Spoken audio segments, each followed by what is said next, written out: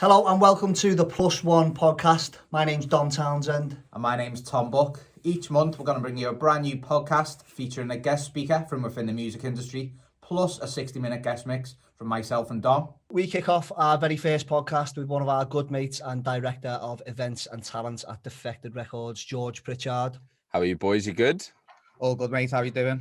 Yes, good, thank you. Lockdown, but currently lucky enough to be in our new office in Shoreditch. I'm the only person here. Normally there's a good 40, 50 people here. Is this the new Defected Studios? Yeah, so this here is the new podcast room. They've got production rooms, singing booths, DJ booths. There's potentially a dance floor. It's seminars, office upstairs. Yeah, it's really cool, but we haven't been able to use it just yet. Yeah, we've seen some pictures and stuff on Instagram, and it looks a really good little place for you to get stuff done. It's wicked, man. It's just a modular space. It's good for all the media. We don't need to hire anywhere for photo shoots, for the merch, etc. Do all of the live streaming from here. You can put production in, make new music, record. So that the room I'm in at the minute is a podcast room, but also Luke Solomon's kitting it out and putting in all of his equipment, making tunes. To the right, there's like a singing booth with the window. So yeah, nice. It's good. It's just, really looking forward to being able to actually use it properly. Everyone together. So for those people who don't know you, can you just tell us a little bit about your background and how you got into the industry? Of course. Well, I started in Ibiza in 2010 with both of you. Were you both there that year in 2010? 2010. In 2010, and worked for two bars called the Egg Bar at the time. It was at the Egg Roundabout. Egg smells of egg. That's what they used to call it. And Plastic. So my cousin Rebecca, she used to be business partners with those venues, and I went out on holiday with my uncle, my dad, and I was drunk and I started PRing out in front of the streets. I managed to get some people into the bar, and I woke up with the fear. I was like, oh no, what did I do? But then, they said, do you want to stay in Ibiza, stay for the summer? I had nothing else to do. I was, young man, and stayed there for the summer, and ended up staying, I think it was 4 years in Ibiza. So I was doing anything from PRing in front of the bars, ticket selling on the beaches, ticket selling around pools, flyering, literally anything I could do, I would do, to be honest. Amazing. So You've worked way up in 12 years. 12 years, 12 years. So it went from Ibiza. The last year I ended up being one of the managers at the bar, and then Ministry of Sound approached me to go and work for them in operations. So I did a year traineeship with Hector Dewar and Nod McDonough. So Hector Dewar is the COO of Ministry. Amazing person to learn off. And Nod McDonough, he is a director at Ministry, but he's also one of the managers at Glastonbury and quite a lot of other festivals. So it was amazing to get that year traineeship in. Then what was your role within Ministry of Sound there? So the first year was trainee manager of the club. Obviously, there's the club and then the event side, isn't it? So you've got the touring side, you've got the club, and obviously it used to be recordings until Sony bought it. So it was of the club, and then assistant manager, then assistant general manager, I think. So I was there for 4 years. Amazing, but it didn't really test my creativity, I suppose. It was the same place, same time, same thing every weekend, but it was amazing foundations for me. And then I moved on and I joined, I went for a few interviews, got knocked back. I wanted to become an agent, and then Joe Christie at Blueprint took me on. He had quite a techno roster, so it was a big change from Ministry, which was great, and I did love the music. I do love the music, but not so much anymore.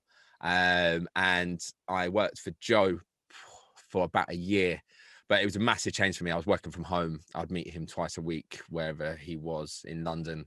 And I had a roster of about 15 artists, and it was intense, and it was all new to me, but it was a real good stepping stone into the bookings, which I now do now. So your job for them artists was to find them work, essentially. Exactly that, yeah. So I was their agent, and as their agent, you got to find them gigs, and that's how you earn money. It's how they earn money.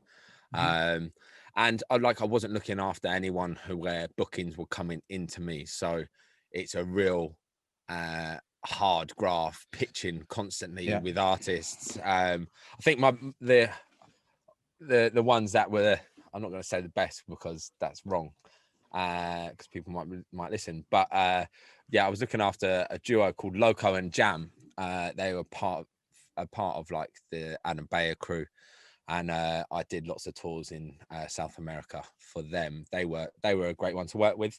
And then after that, I spoke to Wes Saunders, who I met at Ministry once. You actually released something with Wes, Dom, years ago. Years ago. My first ever track. Sim of the Lack, was that? First track. On a label called Form and Function, actually. Form and Function. It's a good tune, though. It was good. So then I spoke to Wes Saunders, and he was like, can you come in for a meeting? It's like, yeah. And I didn't really have any idea what it was for. And then I sat down, I spoke with Wes, spoke with Simon, and then they offered me a job to come in as what was the role? Events and DJ marketing manager. That was the role. And I'll be honest with you, I hadn't had much marketing experience in my past. Just winging it. Yeah. Absolutely not a problem. I can do that. Had a crash course. No, it was more like, I've obviously with the promotions with Ibiza, a lot of guerrilla marketing. So it comes pretty much hand in hand with what you do with the online. And obviously being in Ministry for 4 years, you obviously pick up all the promotional tools. So that was good. And then progressed to moved away from the marketing side. It's not what I wanted to do. Event manager, so going to all the events, booking artists. It then moved on to head of events. And the team, as that was going on, was growing and growing. And before the pandemic started, I still am director of events and talent, and had 14 people in the events team, which is now back down to 3-4 because of the pandemic. And it's really sad, but we were flying. But the pandemic, like, obviously it's awful for everyone, but it's not been a bad thing for Defected Records, I suppose. Obviously the live has completely stopped, but our online presence and streaming that we're doing and making the live streams as if there are events. You found different ways of still marketing the brand, haven't you? Exactly that. And it's just keeping current. Obviously there is not as much money. Well, there isn't any money really in streaming. But it's just keeping the brand alive. So when we do come back live, and for live events, we're fingers crossed going to fly. I think we're in a really good position and talking to all the right people. Yeah, it seems like Defected are at the forefront of a lot of things that are happening throughout the pandemic, whether it's to do with online streams or teaming up with different partners online. It seems to be they're always forward thinking and quite ahead of the competition in a way. The likes of the virtual festivals and the teaming up for the Champions League, the likes of stuff like that. It's, as Dom said, it's really forward thinking, and you always seem to be ahead of the pack. Is that something that you try and do? You try and stay ahead of your competition, intentionally, or is this just the way the team at Defected works? Is it everyone throws in ideas, or? I think we just push forward. We're never ever in a stale state, so we always push forward. We always drive. We always see what's coming. So obviously with the live streams, what happened was we created a group. It was Wes, Simon, myself, Tom and Sam created a group, and it was like, right, okay, lockdown, what should we do? Is there anything we can do live? Because we used to have a live stream section within Defected before this even happened, before live stream was a thing. And we used to live stream, well, not live stream, we used to record sets and stages at our festival in Croatia. So we were like, we can plug this through live. So we were like, okay, cool. And then within 3 days of just coming up with the idea, we had a 12-hour virtual festival at Ministry of Sound when we were all allowed to be there, but obviously socially distanced. So that's how it started. And then it was like, well, so we all have calls every morning, and it was like, right, let's do this weekly. And we're like, what? Weekly? And then it just becomes second nature. And Is it a lot of work that goes into them? Do you know what? Sometimes it's more than a real event. Yeah, I can imagine. Yeah, like especially the Champions League and Heineken deal we did. Was that in Amsterdam, that one? So we had Idris Elba in Amsterdam, Ferret Dawn in Amsterdam, and then we had Monkey in Portugal. We had Alina Roche in Brazil. So we tried using PDM in Germany. So we just tried using it as many locations as we could. But being a partnership, you've got opinions and brand guidelines from Heineken, opinions and brand guidelines from Champions League and UEFA, both of them. So and a lot of us. guidelines and restrictions to stick to. Yeah, so it's got to fit with what we want to do too, musically. But it was actually amazing, and we worked through an agency, M&C Saatchi, who were all brilliant, Jasper and the crew. So yeah, that was a really, really good step for us up, and we won a few awards. We won a virtual award with the drum. And a couple of others, I can't remember what they are. So just going back when you first started as a PR outside Plastic in San Antonio and back to them days, did you ever think, or did you actually want to be doing this job that you're doing now, or did you sort of just fall into it? And it was like a natural progression. Yeah. It was definitely natural, but I knew I loved it. It was kind of like my hobby. I don't feel like my work is work in a way, obviously. Well, yeah. When I seen you PRing years ago, obviously I was resident DJ in Plastic, and you were PR outside. I still stand by it to this day. Anyone who asks, you were the best PR I've ever seen, because your methods were just so weird. You used to scream at people, get in the bar. Yeah, get in the bar, and they just look at you and think, go on then, yeah, I'll just go in the bar. And some nights, before you started, the bar was quiet, and you and the other lad, Danny, you had to fill. That big up Danny Horton. Yeah. It was a crazy method that I don't think anyone had really ever seen before, and it seemed to work. And from there, I think you had the gift of the gab with a lot of aspects. I think that's part of your nature. You sort of wing something until you get the hang of it. Yeah. You say there's that saying, is it fake it till make it? But fake it till you make it. But it's if you've got passion and you work hard enough, I strongly believe you can do whatever you want. Of course. So like with it happening naturally is true, but I've put a lot of work into it. I work every day, 7 days a week. Like, well, I put a lot of. This is what we wanted to move on to. Obviously, people who come to the events like the Defected festivals or the events you do all around the world, they don't see the back of house stuff that goes into it. They just turn up, go into the DJ's play and leave. But there's obviously a lot more work that nobody would be aware of, isn't there?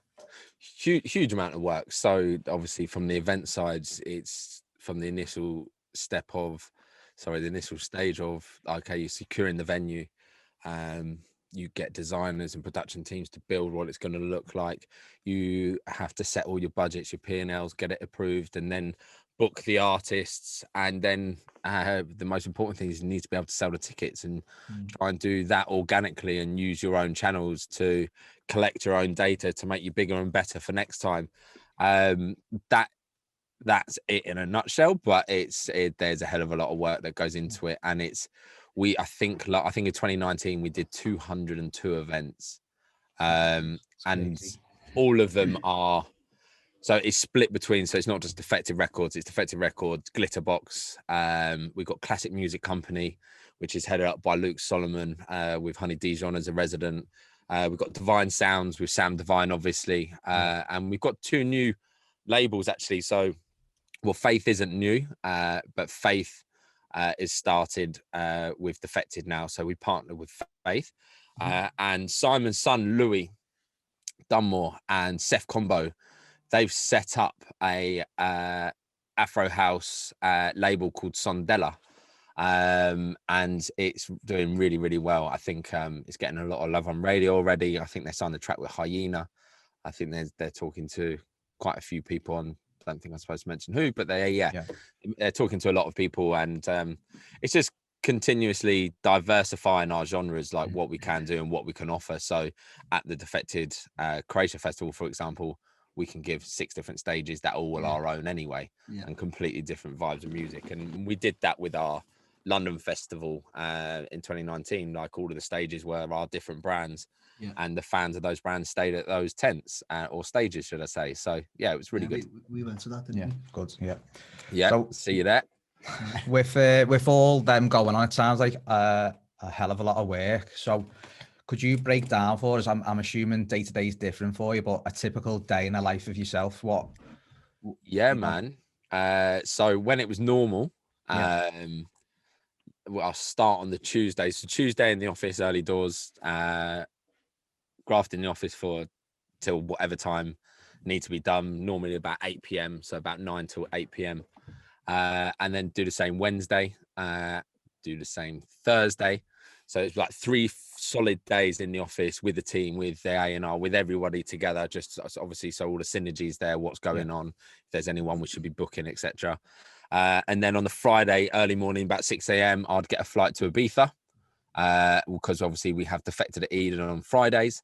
And then on Saturday, I'd get on a plane and go to a show somewhere, for example, I don't know, Tomorrowland on the Saturday, fly back on the Sunday morning, do Glitterbox at High on the Sunday night, and then Monday morning fly home, rest, back to the office Tuesday. That was my summer schedule, I suppose. That's crazy.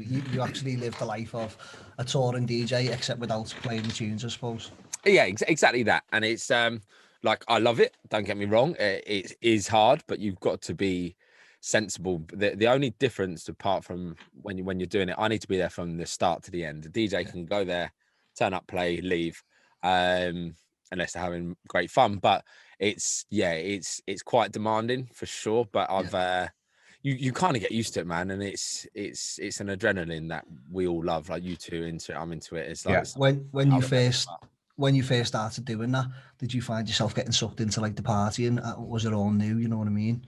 Yeah, man, I did, for sure. Like, I think I got sucked into the party at an earlier stage, so I wasn't too much. So, i.e., doing seasons with you two. You kind of got that out the system. Got it out the system. Like living in Esvedra apartments, and it was a lot of fun. But I think I got a lot of that out. Don't get me wrong, I still love to party now, but I think I've got my head screwed on, and I know what I need to do to be able when to stop. Yeah, exactly. But look, everyone has fun, and at events I do have fun. Like, there's never a boring moment. There's nothing to be bored about. Like, all the events are great. There's such a buzz. The worst thing ever in the world is obviously your phone. Can someone get me here? Can you let me in? I'm on the guest list, I'm not here. And it's like, where do you even get my number from, man? It's that's the worst part. But yeah, no, it's I enjoy it, and I just can't wait to get back, man. Really. And as you said, given the job that it is, it doesn't feel like work. I'm assuming sometimes it does, because it's something that you've got a passion for. It doesn't necessarily feel like, I'm sure when you're dragging yourself into the office on a Tuesday, no matter if you're tired from being here, there and everywhere on the weekends, you're still happy to be in there, and you just want to crack on and move ahead with the next week. 100%. I feel like if you take ownership in whatever you do, you don't feel like you're doing this for someone else. So like my bosses, Wes Saunders and Simon, they are amazing. Like, they're brilliant. They're great to work for. And like, they make your life easier for you to be able to do your job, and they allow you to have ownership on what you do. That's the most important part. And I feel like I have ownership on it, and I don't feel like it is work, to be honest. Not at all. We were going to ask about when you're coordinating events abroad.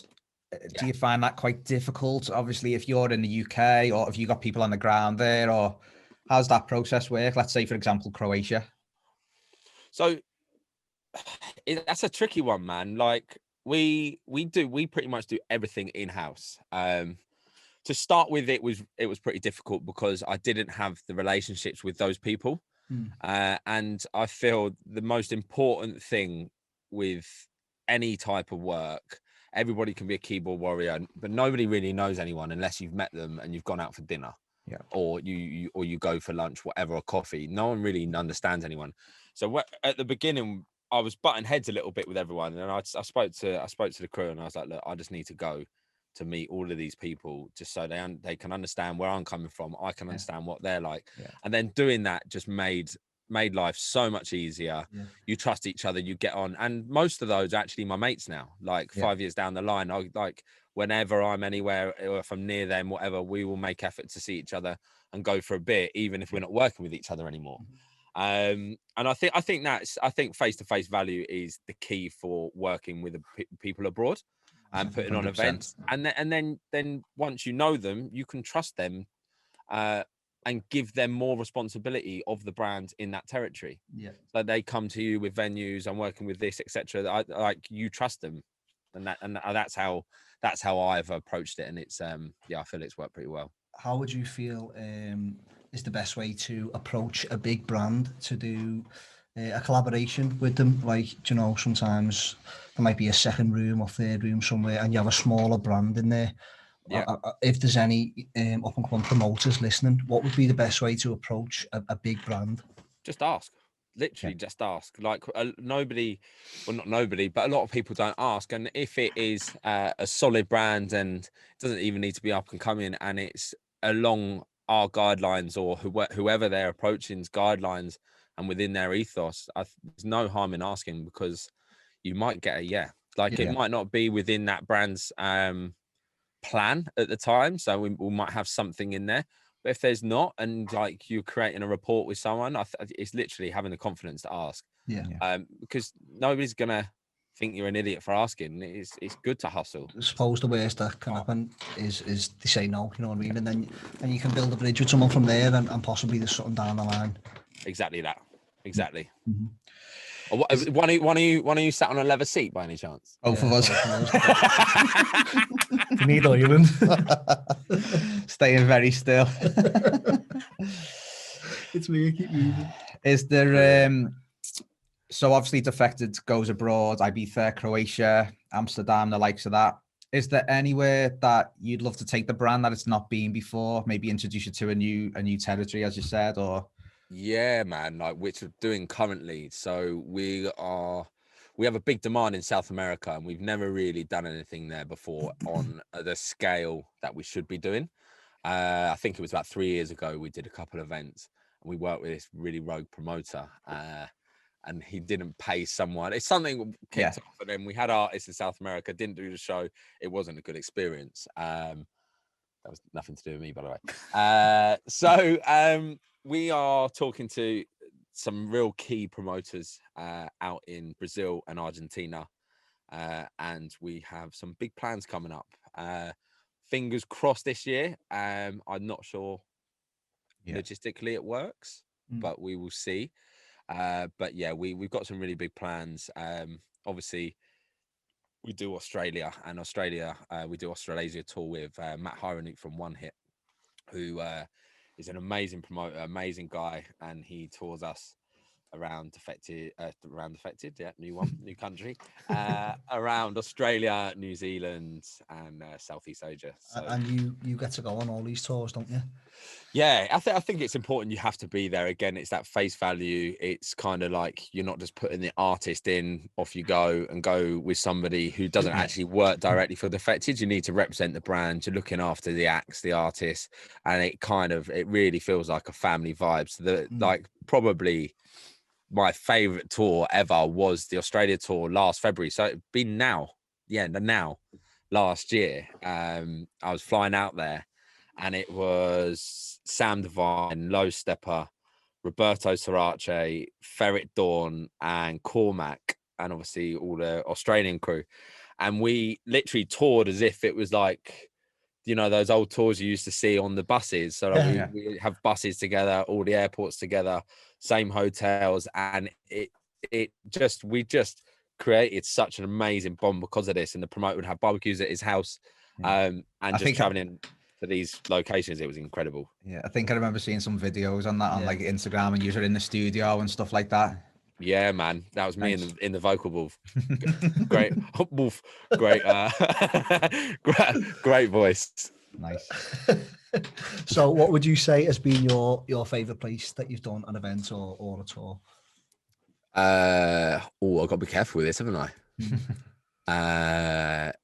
You could label the country if you don't want to be specific. No, I'd say no. I would say Omnia at Bali was probably one of my favourite events I've ever done with Defected. It was just mind blowing. It's on the edge of the cliff. Yeah. I don't know if you know it. It's where Lee Burridge did the circular thing. Looks amazing. Looks unreal. It's incredible, and it was a bit like I remember just standing there like, wow, this is like just mental. Like, is that a moment where you sort of pinch yourself and think, how have I got to this? Yeah, it was a moment for sure. It's like, this is mad. Like, it was like completely sold out, rammed on a cliff edge in Bali. It was, and everyone appreciating the music. It was amazing. Yeah. That doesn't and then get much better. Nah, not at all, man. It was wicked. And then Croatia is super special. Like, you do need to come to that. That's somewhere where we planned on going this year, and obviously, if we're allowed. If we're allowed, we'll be there. That one for sure. We've got a phase 4 announcement coming up as well. That's not just the music though, don't you have is it early morning yoga and things like that? Wellness sessions. Yeah, wellness sessions. It's basically, it's got everything in one. So it's got your restaurants, it's got your chill out areas, you've got wellness sessions, you've got yoga sessions. But the site is amazing, and like, you can party to whatever level you want at any time, 24 hours. It's there. So like from 12 midnight onwards, you can obviously go to Barbretta's till 6-7 in the morning. That's a special place, actually. Yeah, really special place. It's kind of like, there's nowhere like it, to be honest. The sun rises and sound system's amazing. It's just loads of people not going to bed. Just to touch on the wellness part, there must be a side of you, and obviously all the touring DJs as well, that gets burnt out, and you must have to look after your health in other ways. You know what I mean? 100%. And I'm a massive promoter of mental health as well. It's a horrible thing, depression, anxiety, etc. It's not a nice thing, and you do need to look after yourself. And it is all well and good going to these shows and traveling, partying, working 24 hours, but at the end of the day, you do need to look after yourself. And there is quite a lot of artists out there who burn the candle and actually become really ill. I've been ill once from burning the candle at both ends, and it was like, right, okay, you can't do that. Your body's telling you. Just a wake up call, was it? Massive wake up call, man. I was in bed for like 2 weeks. It was kind of like the flu, I suppose, but I knew it was my body just saying stop. And it was, it's super important. There's loads of, obviously, Mind Charity, which we did the DJ EZ thing for, stream for. That was amazing. And we just, I meditate in the morning now and then, probably 2-3 times a week. I have cold showers. There's all these little things you can do. It's all about your personal preference, like what you think will help you, and it's your mind at the end of the day, and you know what's going on. But I think for DJs and promoters, or whatever level, like, the best thing to do is talk to people, man. Never suffer on your own. There's a lot of people, especially in our industry at the minute, who are suffering with bad mental health because obviously we've been sort of left, there's nothing going on in the nightlife industry. There's not much to look forward to at the minute. It's definitely hit our industry very, very hard, I think. Yeah, we've been hit really hard. The whole hospitality industry, entertainment industry hit super hard. And it's kind of like, maybe a lot of people were maybe living not above their means, but within their means at the time. And then you take away absolutely everything. You're left with all of these outgoings that you can't get rid of. Money is a stress, and it is a super, super testing time at the minute for the whole industry, especially in the nightlife industry. And we do need to keep reminding the government that we need help. We are here. This is a real job. We're not going to retrain. And I think it's getting over to them slowly but surely that what is it? 1/8 of the economy, the UK's economy. It's something like that. The nighttime life. It's ridiculous. It might be even more. And I think it's super important. I like, obviously it's hard for people to stay positive, and as you mentioned there, you know, money might be hard for people to keep going, and I think there might be a few smaller promoters who work for maybe smaller companies who listen or watch this, and they're trying to stay positive. But even for yourself, working for one of the biggest brands in the world, how would you stay positive in this time? I think the key is just keep active, keep remaining active, keep pushing your brand. As you know, there's lots of ways you can promote your brand without there being an event live. Obviously, the money is not there, but in the long run, you're going to benefit from keeping your brand alive and keep people recognizing what you're doing. And it also keeps your mind busy, like you're working forward, you have a plan. And it's like your brand, or as a promoter, like you have a meaning, right? Okay, I've got this is going to come back. It's going to be better than it was before. Just got to keep your mind in yourself that it will come back. Exactly that. And it's the same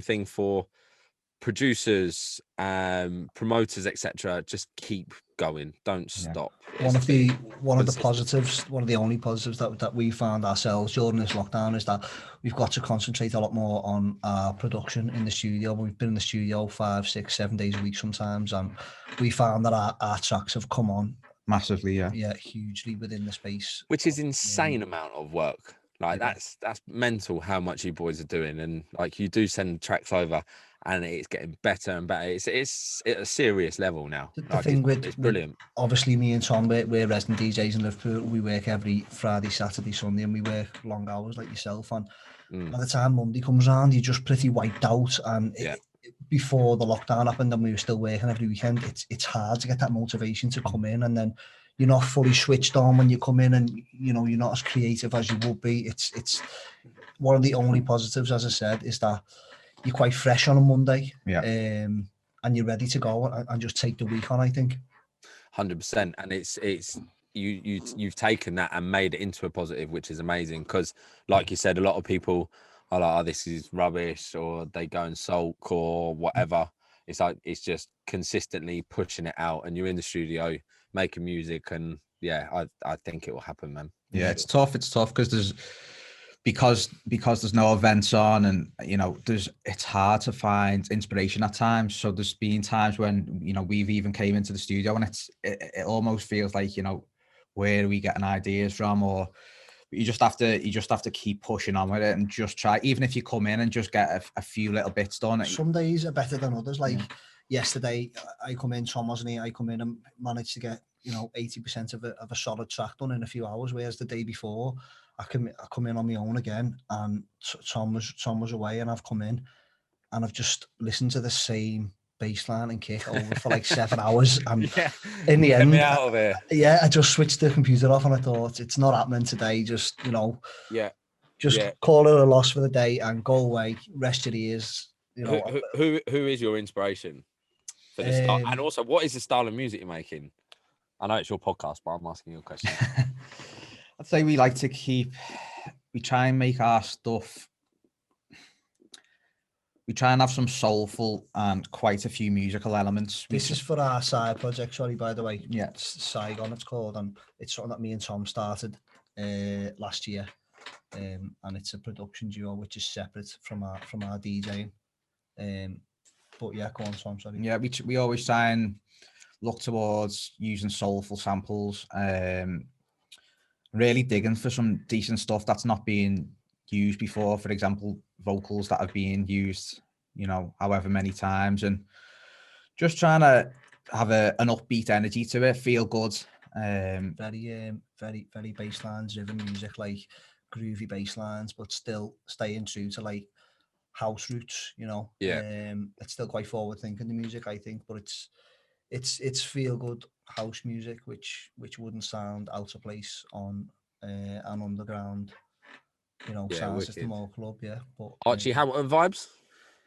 Along them lines. He's one of the people whose videos we watch and tracks we listen to, and a lot of it is inspired by the clubs and the events that take place in Amsterdam. You know, they've got a good scene and sound over there. Funk the Slap. Have you heard of them? Slap funk. Slap funk. Funk the Slap. You said the French version.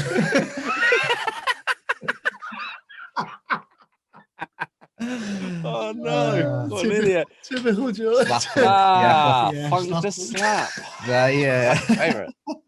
they throw some parties at a venue. I don't know if you may have been in Amsterdam called Brett, and it's made out of like old shipping containers. It looks unbelievable, and we've been saying we'd love to go. Brett at ADE is amazing. Early morning, 6 a.m. That's one of the things that we're dying to go to ADE. Tom's being himself, but I've not been yet, and we had the planned in again for last year, which got cancelled. But well, those boys actually own a club called Lo-Fi now. Right. So I think it's Nelson, his name is. He owns a club called Lo-Fi in Amsterdam. So I'm not sure if they're obviously not open at the minute, but I don't know what's going on. But yeah, if you do get over there, hit up Lo-Fi. It's amazing. Yeah. Nice. So going back to when you worked at Ministry of Sound, I was a resident DJ there for a time as well myself. And I used to see you every single Saturday. I'd come down to London and play, and it was one of the best residencies I've ever had by far. They were just unforgettable, them weekends. But I remember I used to talk with you quite a lot because you were in charge of looking after the DJs that came in. Yeah. And I remember there was some crazy requests on DJs' riders. Yeah, there was. Without naming no names, can you tell us about some of the weirdest stuff you've had on the riders? So for an indoor club, SPF 30 sun cream. For a club that opens at 11 p.m. And it was like a thing. It was like, you need to have everything there. And it was like, no. Crushed oysters, 20 crushed oysters. That was one. Do you get all these, or is this just a request? No, they're in their contracts as their rider. Wow. Yeah, so they have to have them, or they won't play. You don't. Well, unless it's, I don't know, unless it's Elton John, you're not going to do it, are you? But and Lego figurines was a bit of a weird one, but the agent emailed to make sure that the Lego figurines were within the rider. No way. Yeah, man. Do you think sometimes it's just artists taking a chance and seeing what they can get away with? Or obviously you get the likes of, if we go back to the last summer that I worked in Ibiza, I worked in Space with Charlie, and you get some stuff, and on the night that I worked with, we had some what are they, permanent markers? Yeah, permanent markers, stuff like that. I'll sign your t-shirt. Yeah, or you'd get someone like, if there was a vocalist on, they'd request like honey, which is kind of, you'd understand that because they use it obviously to help the throat and stuff. But sometimes you get stuff across and it'd just be like, are they just doing that to see what they can get away with? Or I think the ones with a great personality, yes, they're like, right, let's chance our luck, see if we can get away with it. And it is funny, man. It is. Yeah. But then you can tell if they're serious or not, because let's not get it wrong, like there are a lot of divas out there who probably shouldn't be, and it seems like it's becoming more and more at the minute. The more and more the work that our world goes mainstream, the more and more diva-ish people are getting, for sure. But yeah, you just got to take it with a pinch of salt. At the end of the day, it's a rider. Yeah. Whatever. Have you ever had someone kick off so much that they don't play because there's something on there that they wanted? Yeah, but I actually can't tell you who, because it's someone quite close to me. No, it's okay. I would love to tell you. Yeah, keep that one to yourself. Yeah, I will. Another thing we'd like to grab your opinion on in events and clubs is phones, the use of phones. What's your stance on that? Are you for it? Are you against it? Or look, phones, I have nothing against phones. So it's a new way of how kids are partying. There's a big drop coming up. Everyone wants to capture the moment in case there's confetti, in case there is the kids now are like living off Instagram. Exactly, yeah. But as a promoter, if you've got a full club, say you've got 5,000 people with their phones out, that's 5,000 people doing your marketing for you. Free promo. Yeah, it's just free promo. Yeah. Sorry, and it's the best promo you can get because it's all natural. So if you've got 5,000, for example, there's a photo of New Year's Eve at Printworks with Defected. I think it was MK, like the 12 o'clock moment. And there's this photo of literally every single person on a phone. So it was like a massive torch. Yeah. So it was from the DJ looking out into the crowd, and it was like a massive torch. And it got slated online. It's like, oh, I'd hate to be there. Look at that. Look at that. No, it's people capturing their New Year's Eve moment, massive drop. Yeah. I get it. Like, you don't do that all night. Like, I've done it before. Everyone does it in clubs. Quick video and then puts it down. Yeah. Like, quick video. So, like, and then you enjoy your night. So people only just moan up the negatives, don't they? They only see what they want to see. Social media is everything these days, and it is, and it's the best form of promo. And I'm look, don't get me wrong. When I go to take Defected everything out. I go to a party that I love. I want to go out. I'll take a video or two, but then I just want to enjoy my night with my mates. Like I do. There's a limit, but the kids now, it is more, but it's normal for them. It's not really normal.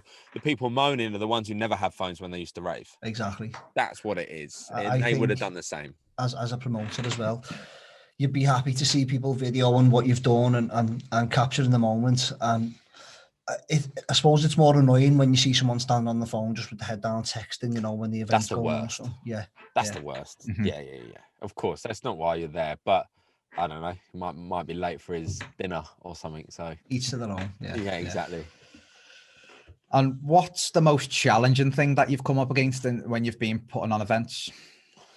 Okay. Challenging. Do you know what?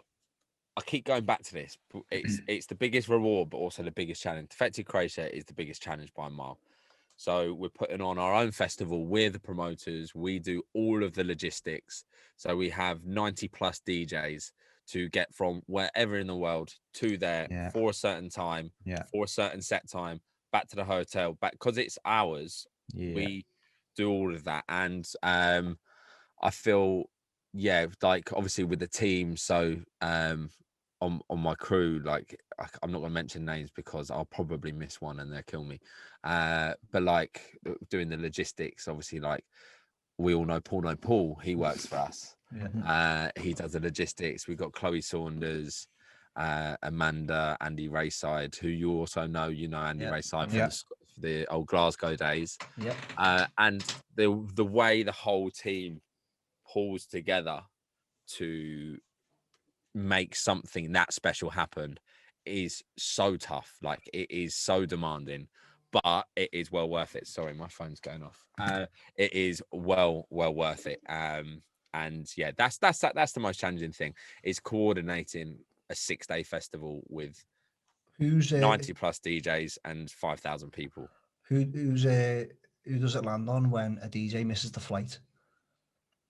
The DJ. So what happens then? Say you've got a DJ who's meant to be on in 3 hours and they've missed the flight. Luckily, we've got quite a family vibe with all the artists. So like back to Croatia, for example, there's no VIP. Everyone, like, kind of, obviously there's our saying in our house, we're equal. It's kind of like just everyone's there together. And if a DJ's already playing and you're like, look, this happens every day, all the time. They're not here for another 20 minutes. Do you mind playing? And they're like, yeah, of course, fine, done. Like sometimes artists will go, yeah, cool. Like even, for example, like festivals that aren't ours, we did Balaton Festival in Hungary, and Sam Devine had an absolute howler getting to Hungary. She made it in the end. I think it took like 8 hours because she was sat at a gate on her phone and missed the plane. Funny story about that. Melville Baptiste done the same when we booked him in Liverpool. Do you know what he did? I've actually seen the video. Go on, carry on. He had a screenshot of the time. Right, so he screenshotted. So he kept looking at the picture of the time. It's like, I've still got loads of time. But anyway, and then like I think it was Matt Joe and Claptone, and they were like, yeah, cool, we'll play an extra hour and a half each. So she was 3 hours late, but she still managed to play. Yeah. They were there early. We put them on. It's just, you just got to adapt. And at the end of the day as well, it's like, it's a show, but you're doing it for something that you do for love. Like these DJs doing it because they love music. Yeah. Like I've not really come across many DJs who are like, fuck off, I'm not doing it also. I'm not doing that. It's like, yeah, cool. It's like everyone worked together and it benefits everyone in the long run. One of the things that I used to love seeing on your social media and all the Defecteds was Fridays in Ibiza at Eden. Yeah, man. It just looked like every single week was brilliant. Eden is amazing. That was a good move, I think, for Defected going to Eden. Definitely. Mate, amazing move, and that's a credit to Simon. So before, like, there was a bit of a stigma to Eden. Like, people loads of people had tried, didn't work since the Judgment Sundays days. But it recently had a revamp in the past few years, didn't it? So they've done it up. It looks amazing. The sound system's incredible. Yeah. Rinko, big up Rinko, Dermot and Niall, all the crew, they're amazing. And Simon's thing was like, look, we did have offers for other clubs, big clubs in Ibiza. It was like, let's go to where the kids are. Like, let's capture a new audience. So sometimes there's people who go to Ibiza and they don't even know why they're there. They have no idea what brand is there. They're just there. And if you capture that audience, they're your fans for the next 5 to 10 years. So instead of going elsewhere where they all have to travel to, they can walk to Defected at Eden on a Friday night. The tickets were £20. So we didn't do the typical Ibiza thing. We did it for £20. So it was affordable and accessible. And it's been a huge success story. Like we at some point at the beginning, we couldn't keep up with the queues, etc. It was mental. And Eden have done an amazing job of what they're doing as well. So yeah, it's been a great partnership. I think that's a really good move for Sanan, because there's not a lot of reason for people to go down and spend a full night there. You know, there's obviously, you've got Ocean Beach where people spend the days. You've got the bars like Plastic and such, which is, you know, it's all right for a couple of pre-drinks, but before Defected, Eden on a Friday, obviously there's Cafe Mambo and the Sunset Strip, but then after a certain time, people just head to, you know, over to Playa d'Embossa, to High, to Ushuaia, places like that. You know? Ibiza Town and Passion, and 100%. I think it did help. I think it did help Sanan a little bit. Like, I don't think it's changed Sanan whatsoever. Like, it definitely helped it on the Fridays. I think a lot of people benefited from it. And it's also just proving that you don't need to be too cool for school to put on a great event. Exactly. Yeah. It's literally, for us, it's about the music, it's about the community and the production. And so that's how we work. On a Friday, what was your day like on a Friday? Would you fly out to Ibiza early morning Fridays? Fly out to Ibiza early doors, like 6 a.m, get the car, go to the airport, go to see Jose, pick up a car, see him every week, go pick up a car. I'd either go to Simon's villa, or I'll be staying at a hotel, just depending on the logistics throughout the weekend, what we needed to do. Then it was the Mambo's pre-party, which miss a lot. It was amazing.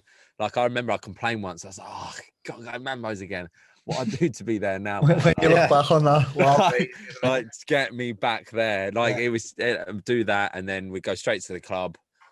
I think before you know it, man, it's 6 o'clock and we're in the car going back home. And then Saturday was chilled, because the day after the event, you've got so much adrenaline. Like, I normally have 2 to 3 hours sleep, and then I long out the day. I time myself out so I'm fresh for the next day.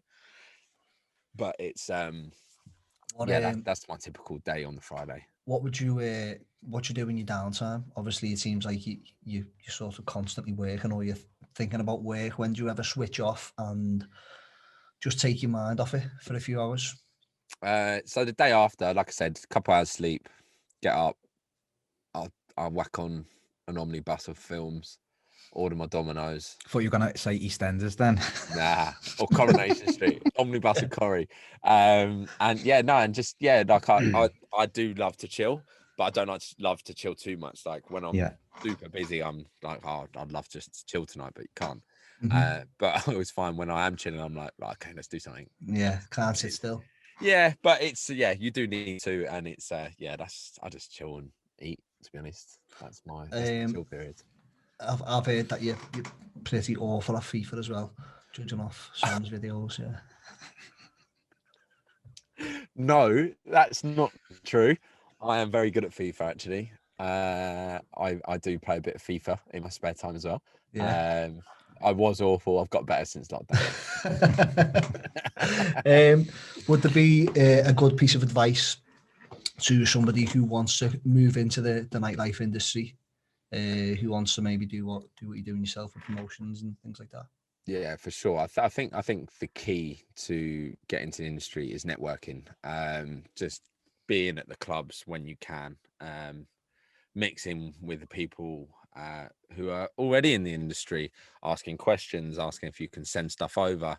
Again, it's probably back to your point of like, what would you do if you're a promoter and you wanted to have room 2, 3? It's literally just getting in the mix, asking people. It's like, because how do you become friends? You become friends by meeting people. And they're the people who give you the opportunities. So I think networking is key. And just don't get disheartened at the end of the day. It's just a world you choose to live in, and you want to push forward with what you're doing. And I think utilizing your networks and creating new networks is the most important thing, for sure. Yeah, networking seems really important. In you know, for the likes of ourselves with the production, it's especially, as you said, face-to-face networking. You can do online networking through the likes of Instagram and, you know, meeting people from all over the world, but the face-to-face stuff really what matters. It's something that we've probably struggled to do because of our DJing residencies Friday, Saturday and Sunday. We struggle to be in and about other places, which is something that we'd like to try and do a bit more. But it's difficult when the events are on the weekend. That's why we had the likes of ADE booked in, because we know that's a really good few days to kind of get in and you know, man, put a face to a name. 100%. I think that's a really good point, and you do need to set a bit of time for that. So obviously, I'm assuming you want to go to these places together.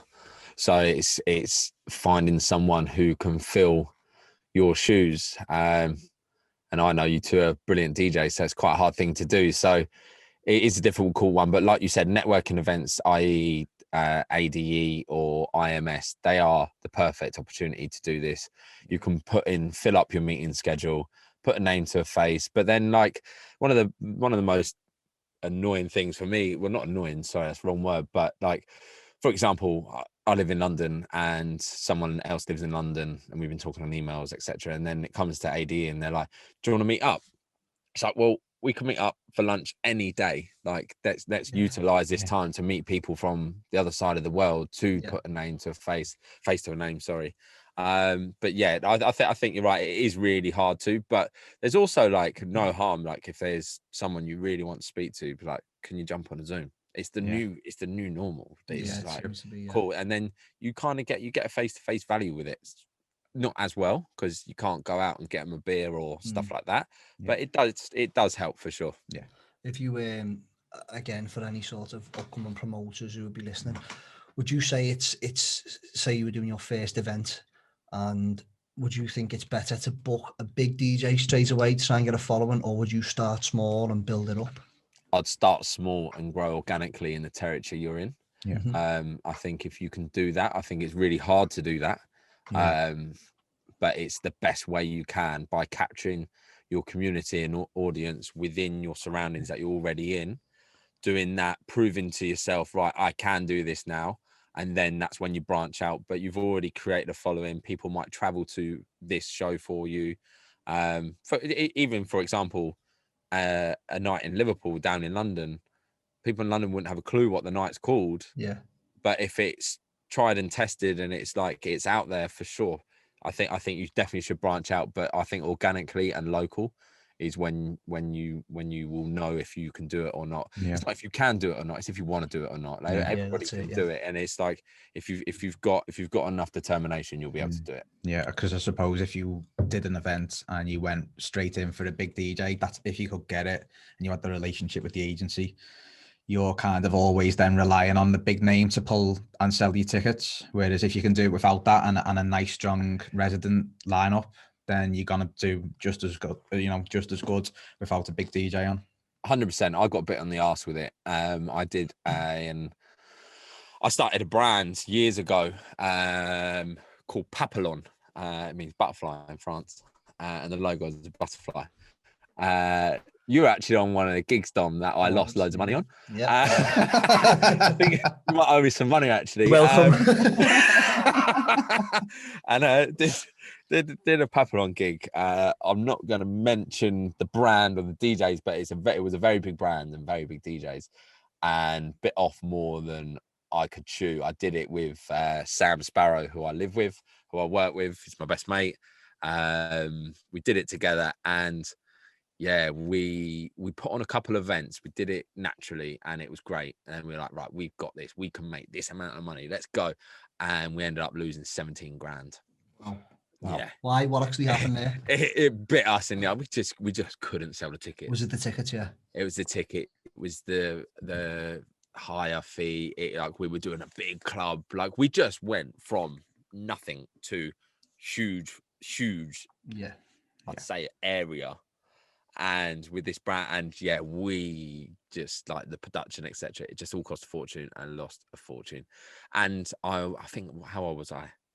I was 23. And I've never really got over that. It hurt a lot. I blame Dom Townsend for being on. Yeah, so do I, mate. Yeah. Definitely. You don't want to sell tickets, then book me. But yeah, no, that's so yeah, definitely start small and just gradually grow. And I think you've got to be patient. Time, just think of the long game. No quick cash and grab. A lot of people these days want something here and now, you know what I mean, and they don't want to play the long game and wait for it. They do, and people's egos get in the way. They're like, oh, I can't do that because I wonder what people think of me. Yeah, exactly. Level. Yeah. Stupid, man. Like it's really, really stupid. Yeah. It's one of them. You've got to be in it for the love of it, and it's especially with the likes of Instagram coming along. There's a lot of people getting into it now because it almost seems like the trendy thing to do. But the likes of ourselves, we've been in the game, 12 plus 15 years, literally, yeah. And you've just got to keep plodding on, and if you stick at it and you're consistent and you're determined and you believe that you can do it, then you will do. 100%. People just seem to want overnight success. Yeah, they do, and they just want to look good and whatever. But you can definitely tell. You see so many events that just appear once and then just never come back again. Yeah, but there are a few good ones coming up. Slowly, like I obviously the pandemic's really got in the way, but there are some really good brands coming up, and I think there's a really good future for our world with new events, etc. For sure. I suppose once we're allowed to go back to normal, the whole scene is just going to explode, and everyone will be going to every single party that they can do. I think it's going to be a tough year this year for sure. It's going to be difficult.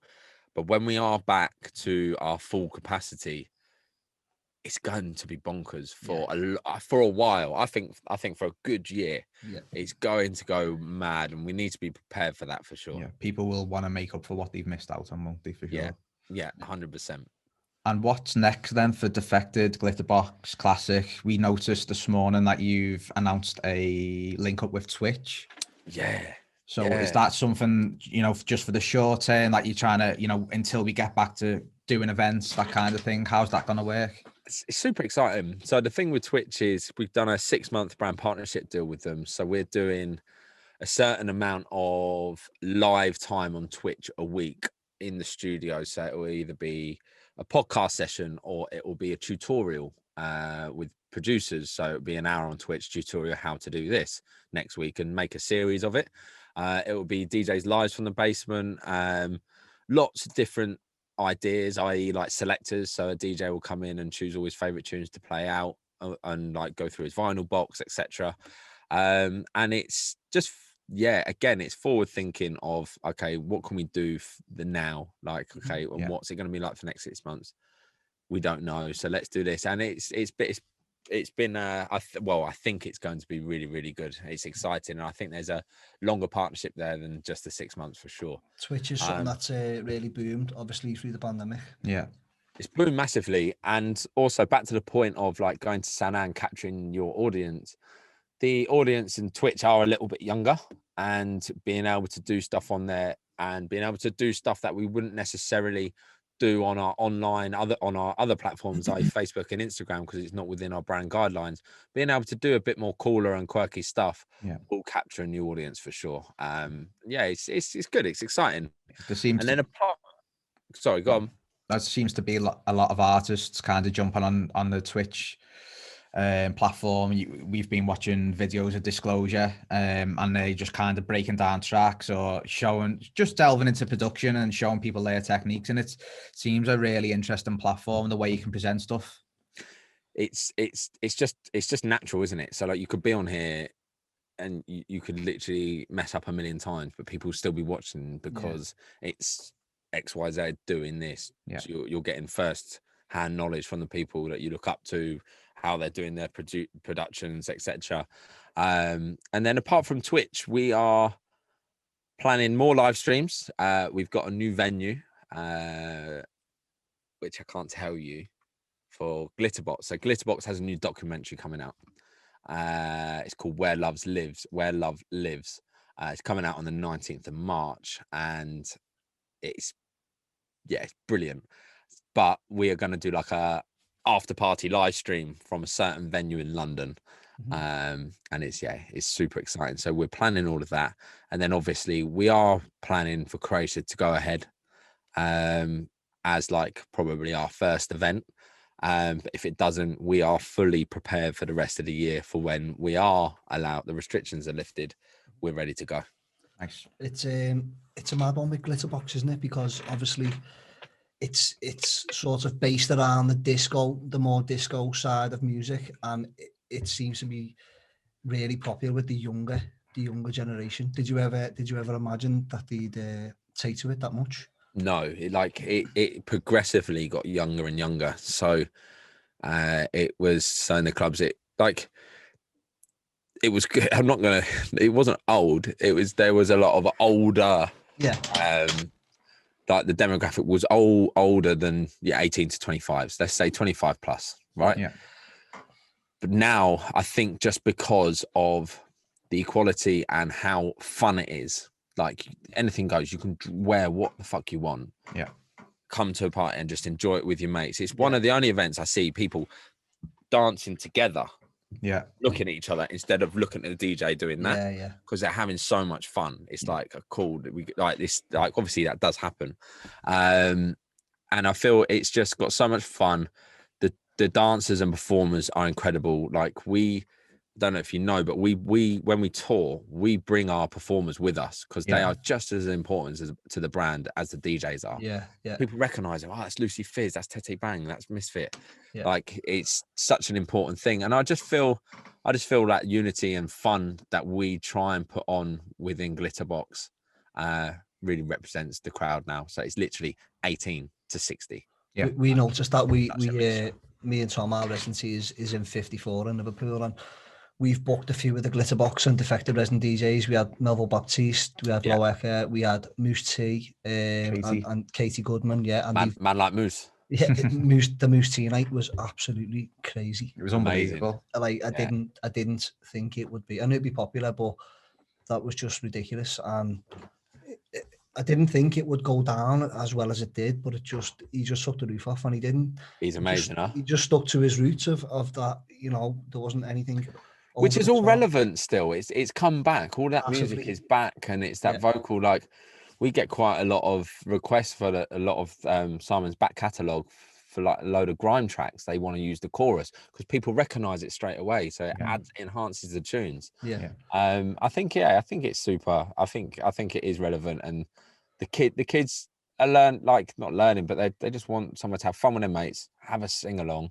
But you can also rave. Like it's not like all frilly. It's like you can have a proper rave, and that's how we program our events. So like room 1, for example, at High will be Basement Jaxx, Groove Armada, and Roger Sanchez, for example. So 2 hours each. So Glitterbox is at High every Friday in the summer, isn't it? Every Friday in Ibiza, yeah. So we have that, and then in room 2, it's not called room 2 because it's nearly the same size, and it's just different styles of rooms. So the club room, so room 1's called the theatre, this room 2's called club room, but it's not room 1 and 2, if that makes sense. Yeah. And the club room will have Follamore, Soul Clap, Honey Dijon, Greg Wilson, DJ Harvey. We go a little bit more of the cooler vibe, not cooler, more of just a bit more left, bit more wonky vibes. So we're giving people whatever they want. So you want to go and just throw your hands in the air and rave all night.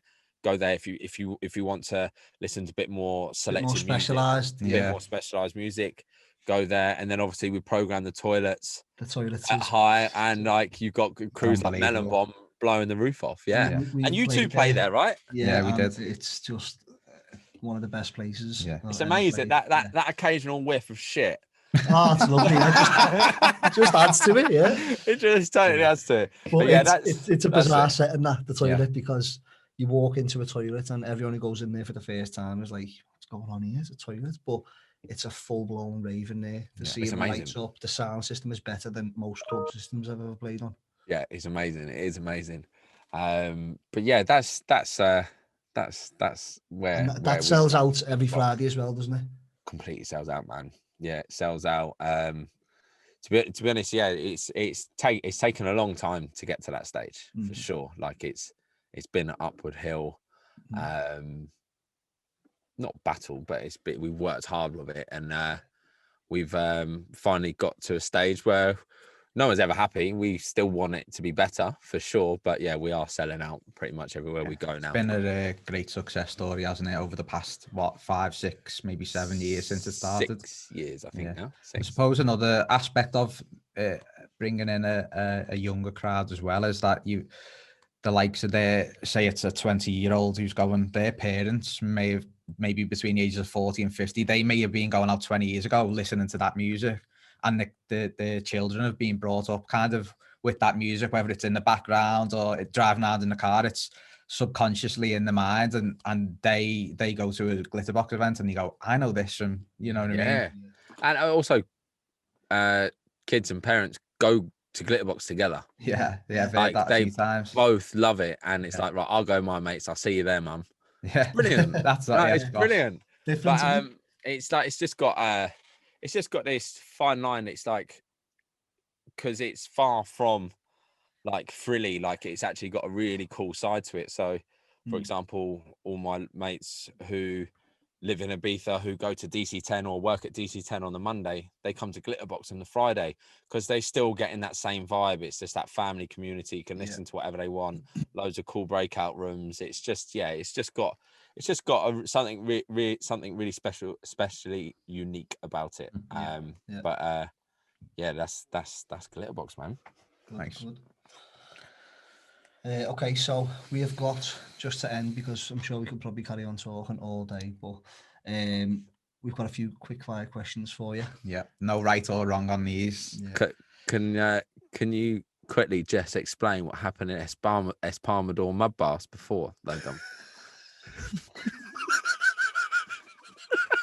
Okay, so when you jumped in. It wasn't me, it was you. So years ago, we were in Ibiza in 2012, was it? 13? I think so, yeah. It was years ago. We hired a boat out. There was about 6 or 7 of us, wasn't there? Yeah, we literally put our month's wage into it. Yeah, and it was like an old pirate ship. It was. Apart. When we say boat, it wasn't a yacht. It was just this old wooden boat. And this is what Dom did, by the way. This is not me. It's you know for a fact it's George, obviously. When I tell a story, you know. So we hired this boat out, and we were on it all day, all having a bevy, and then we went over to Formentera.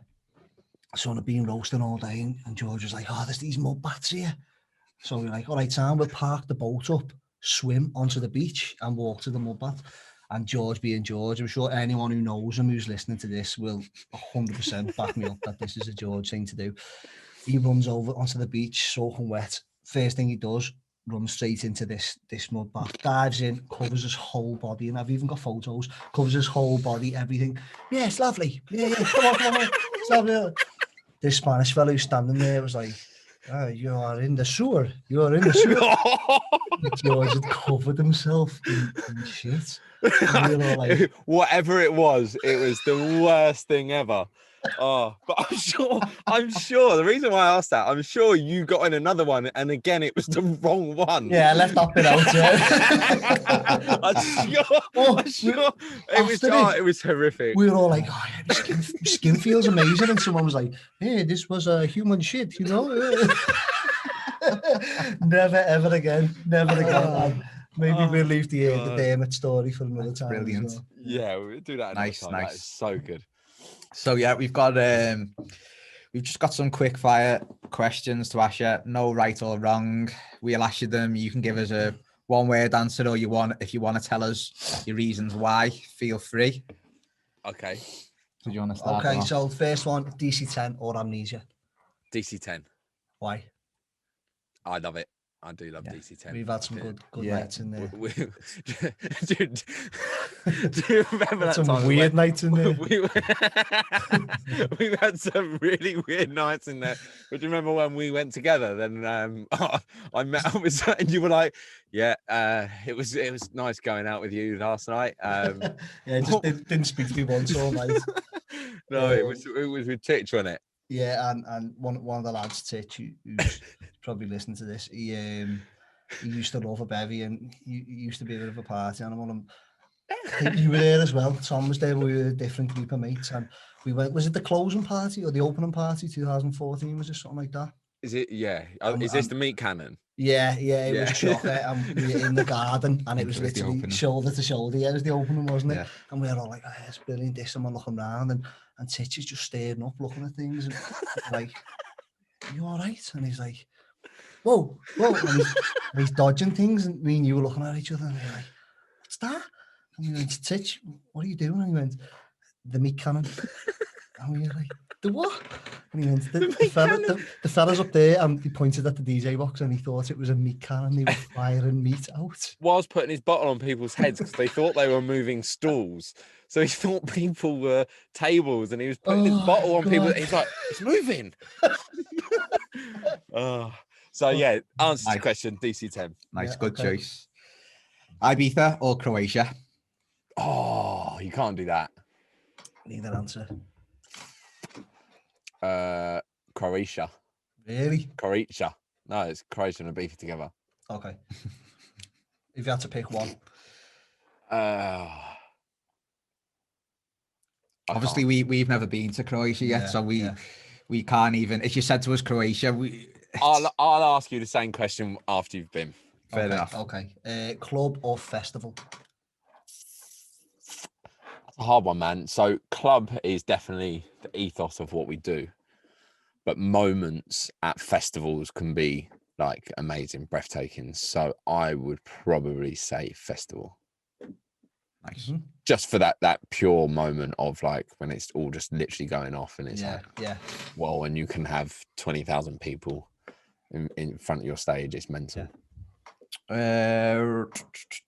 Fabric or Studio 338? If you've been to, I know you will have been to Fabric. I don't know if you've been to 338. Personally, Fabric. Personally, I think it's an amazing club with great heritage. 338 is amazing. We've done events there before, but for me, just for what Fabric stands for, the cultural aspect of it, it's definitely the one for me. 338's another venue we've not managed to get to, and we'd love to. It almost looks like it when I first look at the terrace. It reminds me of like a mini UK version of Amnesia's terrace. Exactly that. It is exactly that. It's really, really cool, and it's obviously got all the balconies, etc. It is good, but for partying, Fabric for sure. Fabric's a good club. It's the Sunday parties they do there are unbelievable. Yeah, they're amazing. Daytime or nighttime? Daytime. Yeah. Yeah, because it leads into the nighttime. Okay, yeah. Clever answer. Yeah, I wasn't expecting that. Prince or Michael Jackson?